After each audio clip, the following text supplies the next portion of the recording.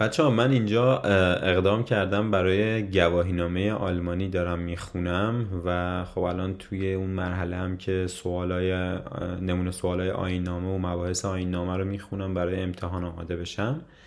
و یه سوال خیلی خیلی بامزه‌ای رو من بهش برخوردم که اصلا خب تو مباحث تئوری که تو ایران ما گواهینامه میگرفتیم نبوده چه این چیزی، و خب مسلما ما آشنایی بابتش نداریم. برام خیلی جالب بود سواله، از نظر یک کوچولو پیچیدگیش، و گفتم براتون مطرح بکنم، شاید به در شما هم بخوره. من سوالو مطرح میکنم و بعدش جوابش هم رو با هم بررسی میکنیم.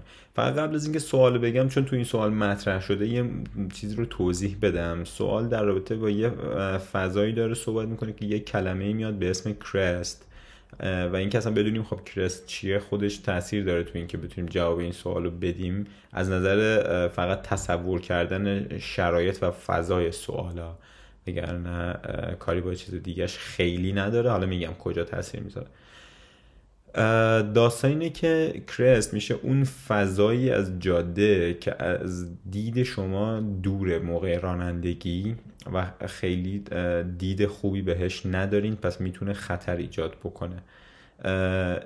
خیلی خاصه بخوام مثال بزنم، مثلا دیدین توی جاده دارین حرکت میکنین، یه سربالایی رو دارین میرین، یهو از یه جایی به بعد سرازیری میشه و شما اون ورش رو نمیبینین. یعنی یه نقطه ای از جاده هست که شما بعدش رو خبر ندارین و اتفاقا خیلی هم خب حادثه برانگیز میتونه بشه دیگه، چون ماشینایی که از روبرو دارن میان تو دید شما نیستن، یهو یه نقطه به هم میرسیم. سوال در رابطه با این نقطه از جاده است، این که میخوایم الان مطرح بکنیم. و سوال میگه که شما دارین با سرعت 70 کیلومتر ماشین شما داره با سرعت 100 کیلومتر بر ساعت حرکت میکنه و جلوی شما یک کامیونتی هست که با سرعت 70 تا داره حرکت میکنه. پس شما از عقب دارین با 100 تا میاین، جلوتون یک کامیونتی هست که داره با 70 تا حرکت میکنه. سوال اینه که چند متر قبل از اون نقطه از که سربالایی تبدیل میشه به سرازیری، چند متر قبل از اون شما باید اقدام بکنین به سبقت. هدفتون اینه که از این کامیونت سبقت بگیرین. چند متر عقبترش باید اقدام بکنین که سیف باشه و قضیه، و بتونین به راحتی مانور سبقتتون رو انجام بدین بدون اینکه خطری برای خودتون یا بقیه راننده ها ایجاد بکنین. و گزینه هاش اینه که 200 متر قبلش، 400 متر قبلش یا 800 متر قبل ترش. این اتفاق هم داره توی جاده بیرون شهری میفته. اول از فضای سوال یه سری چیزها رو باید شما بفهمین. این که اولا که توی جاده بیرون شهری داره رانندگی اتفاق میفته، وقتی داره از سبقت صحبت میشه و این سوال در اینه که خطر برای بقیه ایجاد نشه، پس جاده یه جاده دو طرفه است. یعنی داره در رابطه با کرستی صحبت میکنه که خب سبقت توش مهم میشه و دارن احتمالا یه سری ماشین از اون میان. پس این جاده توی دسته جاده های خطرناک حساب میشه. این تمام تاثیر اون کرستیه که گفتم بهتون میگم چه اثری میذاره، اینکه جاده بیرون از شهره و اینکه دم یک سربالایی به سرازیری هستیم، برای ما تداعی میکنه که توی یک جاده خطرناک داریم رانندگی میکنیم.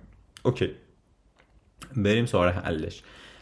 برای حلش شما باید فرمول حفظ بکنین و این خیلی بامزه بود برای من که یک سری از سوالات اینجا فرمول دارن. و داستان اینه که شما باید سرعت ماشین خودتون رو تقسیم بکنین به تفاضل دوتا سرعت ها، یعنی تفاضل سرعتش خودتون و کامیونت، و ضربش بکنین در یک عددی که اون عدده میشه مجموع طول ماشین شما و اون ماشین جلویی به علاوه یه سیفتی دیستنسی که باید بینتون باشه. و اصلا همین الان فرمول برای شما فکر میکنم پیچیده شد گفتاری. بریم عددا رو جایگذاری بکنم و حلش بکنیم با هم. سرعت ما 100 میذاریمش توی صورت. توی مخرج قرار شد تفاضل حساب بشه، پس 100 منهای 70 30 رو میذاریم. پس تا اینجا کار 100 تقسیم بر 30 ضرب داره و شما باید اینو بدونین، یعنی هیچ جای سوال این گفته نشده که طول استاندارد یک خودرو به صورت نرمال 4 متر و نیم باید در نظر گرفته بشه و طول استاندارد یک کامیونت رو باید 12 متر و نیم در نظر بگیریم. حداقل من خیلی اطلاع واقعا از کشورهای مختلف و استاندارداشون ندارم، چون احتمالاً یه سری استاندارد جاهای مختلف با هم فرق میکنه. توی اروپا روی این قضایا خیلی حساسن و از نظر وزنی، از نظر ابعاد ماشین یه سری استاندارد هست که حتی چون اون سایبر تراک تسلا رو حتی وارد نکردن اینو به خاطر اینکه از نظر وزنی طبق این استاندارد نبود، نمیشه اینجا استفادهش بکنیم. اوکی، خب بریم سراغ ادامه ماجرا. پس ما توی صورت 100 رو گذاشتیم، توی مخرج تفاضل دوتا سرعت که میشه 30. این باید ضرب بشه در خب 4.5 متر ماشین ما بود، 12.5 متر اون کامیونته بود، میشه 17 متر به اضافه یه 2 تا 50 متر که به این سیفتی دیستنسه و اینو باید دوباره تو این فرمول شما بذاریدش، یعنی عدد انگار ثابت طوریه که فقط شما یه عدد 100 دارین که باید اینجا جمعش بکنین.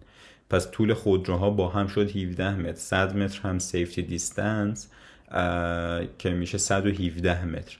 شما 100 رو تقسیم بر 30 باید بکنین، حاصل رو ضرب در 117 باید بکنین. این عدد یه عدد 380 90 اینا میشه، دقیقش میشه 389 خورده ای. حالا ما توی گزینه‌ها داشتیم 200 400 و 800 و نکته سوال الان دوباره اینجا یه جای دیگهش بولد میشه، اینه که طبق اون شرایطی که اول بهتون گفتم که جاده خارج شهره و اون قضیه کرستر رو هم داریم، پس جاده یک جاده خطرناکه و شما یک قانون دیگه ای رو دوباره باید یادتون باشه که در تمامی جاده هایی که دو طرفن، هر سوالی که میاد، فضایی که شما باید بتونین ترمز بکنین و منطقی هم اصلا این چیز سختی نیست که این که میگم، باید در نصف فاصله ای که شما خطر رو دیدین بتونین توقف بکنین.